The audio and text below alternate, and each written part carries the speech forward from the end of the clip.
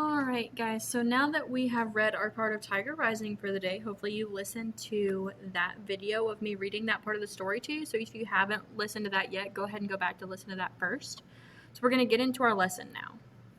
So yesterday we talked a lot about finding those important moments or things that happen in our story again and again, all those important events. And we talked a little bit about what they meant. So today we're going to take those moments that we looked at yesterday and really talk deeply about what the author is trying to teach us based on what he repeats over and over again, or in this case, she. So let's think about that event that we focused on yesterday. Yesterday we really focused on how the author talks about Rob's suitcase over and over and over. So we're going to think about that event. We're going to think about how that event connects to the story, and then think about what the message of the story could be based on what keeps happening in the story.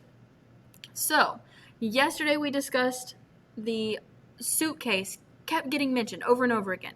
The author talks about it at the beginning of the story when they tell us he has a suitcase of not thoughts or things he doesn't want to talk about. And the suitcase is mentioned many other times when he mentions he doesn't want to open it. Today he mentioned how it slipped open when he told Sistine about his mother's name. It slipped open a few times, but he's trying really hard to keep it shut. So this suitcase just keeps getting mentioned all the time, right? And that's what we talked about yesterday. That was one thing that kept getting mentioned.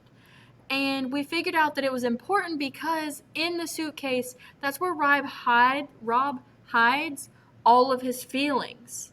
So we know what the event is that keeps happening. We know why that event is important, right? And it kind of connects to our whole story because Rob is all the time talking about his feelings and how he doesn't want to open that suitcase. And it stops him from doing things sometimes, right? It stops him from talking about his mother. It stops him from talking about things that upset him. So it really connects to our whole story in that way.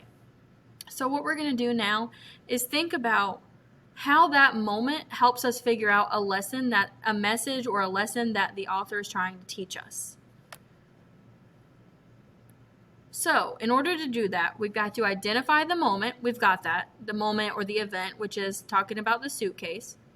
Think, how does it connect to the story? Well, we talked about that. It connects to the story because it prevents Rob from doing or talking about some things, right?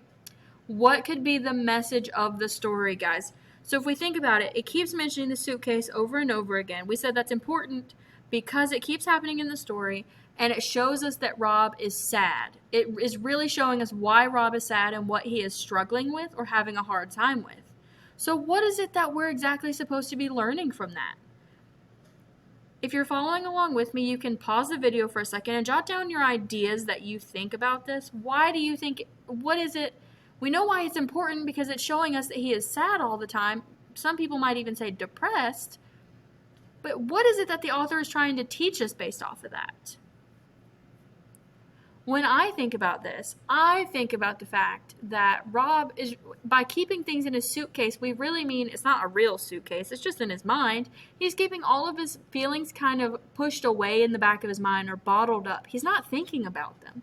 So in my head, the author is saying, well, when you keep all of your feelings in a suitcase or packed away, you tend to be sad sometimes, right? It seems like Rob is sad all the time in this story. So I think the author's trying to show us like, hey, if you keep all of your feelings bottled up and put away in the suitcase, you're going to be sad all the time. So when I think about what the author is trying to teach me, I think he's trying to teach me that, hey, you shouldn't keep all your feelings locked up and put away. You should talk about them. Otherwise, you're going to be sad like Rob is. So that is how I would go through this process. I thought about my moment. I thought about why that moment is important. And then I thought about, well, what is it that the author is trying to teach me by telling me about this moment over and over again?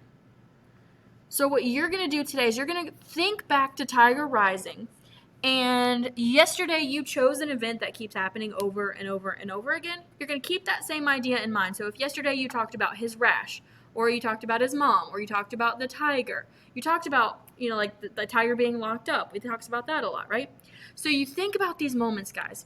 Think about the thing that keeps happening over and over and over, which you already thought of because you had it yesterday. And yesterday you even wrote, why is it important? What happened? Why does the author keep mentioning it? And so today what you're going to do is you're going to fill in this sentence frame.